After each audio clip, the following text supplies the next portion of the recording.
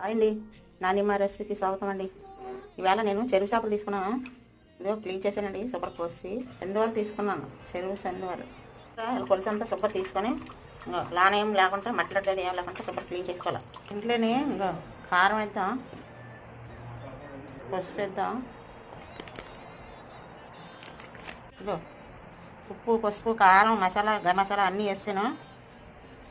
అల్లం వెల్లుల్లి పేస్ట్ వేస్తున్నాను. ఇందాక చేపల్లో వేసాను కానీ ఇప్పుడు మళ్ళీ కొంచెం వేస్తున్నాను.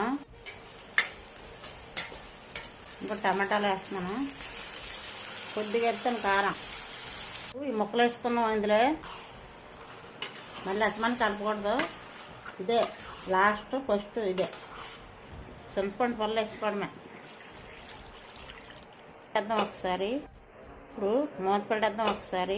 ఇది మూత పెట్టుకొని ఉంచుకోండి. షేర్ చేయండి, సబ్స్క్రైబ్ చేయండి, పక్కండి బెల్ ఐకాన్ నొక్కండి. మళ్ళీ వీడియో కలుసుకుందాం. బాయ్ అండి.